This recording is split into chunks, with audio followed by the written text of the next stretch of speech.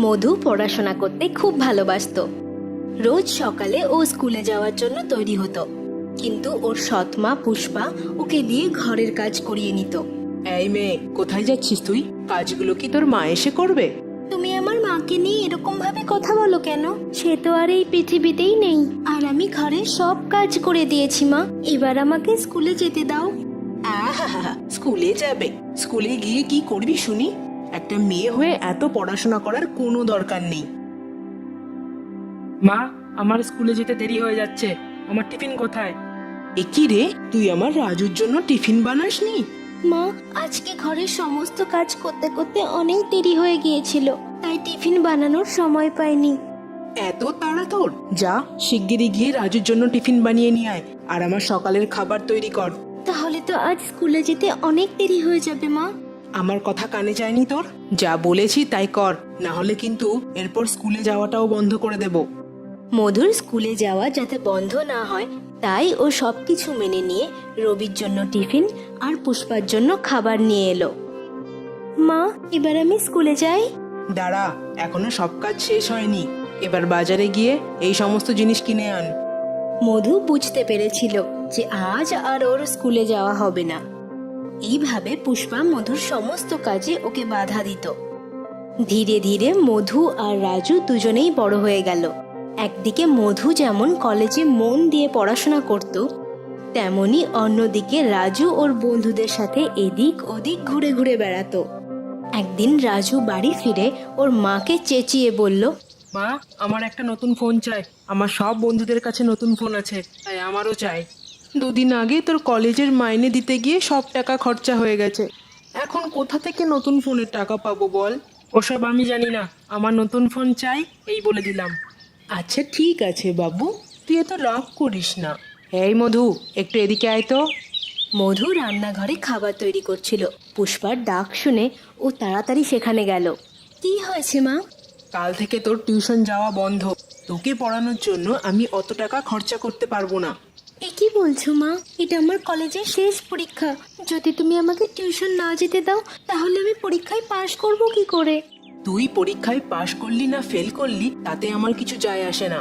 রাজুর জন্য নতুন ফোন কিনতে হবে, তাই তোর টিউশনের পিছনে সব টাকা খরচা করে ফেললে রাজুর ফোন কেনার টাকা আসবে কোত্থেকে? পুষ্পা মধুর টিউশন যাওয়া বন্ধ করে দিল আর রাজুকে নতুন ফোন কিনে দিল। কিন্তু রাজু শুধু ফোনেই শান্ত হলো না। কয়েকদিন পর ও আবার নতুন বায়না করতে লাগলো। আমার একটা বাইক চাই মা। এভাবে রোজ রোজ বাসে ধাক্কা খেয়ে কলেজ যেতে পারবো না। আমার সব বন্ধুরা তাদের গাড়িতে করে কলেজে আসে। আমার কাছে যদি একটা বাইক না থাকে, তাহলে ওদের সাথে কথা বলবো কোন মুখ নিয়ে? এটা আমার মান সম্মানের ব্যাপার। কিন্তু বাবা, বাইক তো আর 10 টাকার খেলনা নয় যে মুখ দিয়ে বললাম আর পেয়ে গেলাম। কমপক্ষে 1 লাখ টাকা লাগবে। এত টাকা আমি কোথায় পাবো?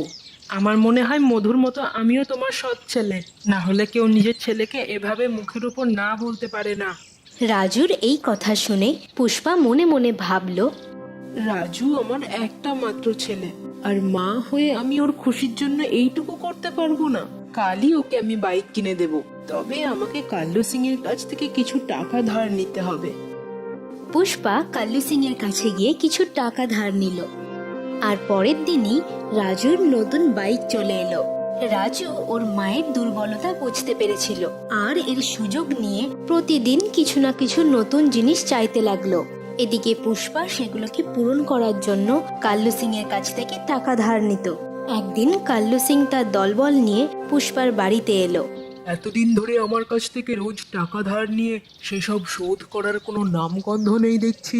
আমাকে আরেকটু সময় দিন, আমি আপনার সব টাকা মিটিয়ে দেব। আর কত সময় দেব তোকে? এবার কি মরার পর আমার সব টাকা শোধ করবি নাকি? কাল্লু সিং এর মুখ থেকে এরকম কথা শুনে মধু খুব রেগে গেল। কাকা, আপনি আমার মায়ের সাথে এভাবে কথা বলতে পারেন না। কিছু টাকা ধার নিয়েছে বলে আপনি আমার মাকে যা তা বলে অপমান করবেন? শোন মধু, আমি ফ্রিতে পয়সা দিতে বসিনি। তোর সৎ মা আমার কাছ থেকে 5 লাখ টাকা নিয়েছে। প্রতি মাসে টাকা দিয়ে যদি সেটা শোধ না করতে পারে, তাহলে তোকে আর তোর পরিবারকে ঘাড় ধাক্কা দিয়ে এখান থেকে বার করে দেব, আর এই বাড়ি আমি নিয়ে নেব। রাজু যখন এটা শুনলো, তখন উল্টে ও পুষ্পার উপরেই চিৎকার করতে লাগলো। তোমার মাথা খারাপ হয়ে গেছে নাকি? এত টাকা ধার নিয়েছো, আরে তুমি তো আজ না হলে কাল মরে যাবে, তখন এইসব আমাকেই শোধ করতে হবে। এই বয়সে এত টাকা আমি কোথায় পাবো? এর থেকে ভালো হতো যদি তুমি রাস্তায় ভিক্ষা করতে। এই শুনে মধু রাজুকে জোরে একটা থাপ্পড় মারে। তোর এত বড় সাহস, মায়ের সাথে এভাবে কথা বলছিস? আমার জন্যই আজ ওর এত সাহস হয়েছে। ছোটবেলা থেকে কত আদর যত্নে ওকে মানুষ করেছি, আর আজ আমি তার এই প্রতিদান পেলাম।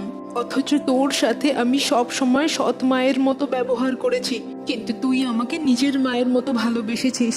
রাজু, তুই এক্ষুনি এই বাড়ি থেকে বেরিয়ে যা। আজ থেকে মধুই আমার একমাত্র সন্তান। হ্যাঁ হ্যাঁ, তাই যাচ্ছি। তোমাদের মতো ভিখারিদের সাথে এ বাড়িতে থাকার আমারও কোনো শখ নেই। এরপর থেকে পুষ্পা মধুকে নিজের মেয়ের মতো ভালোবাসতে লাগলো।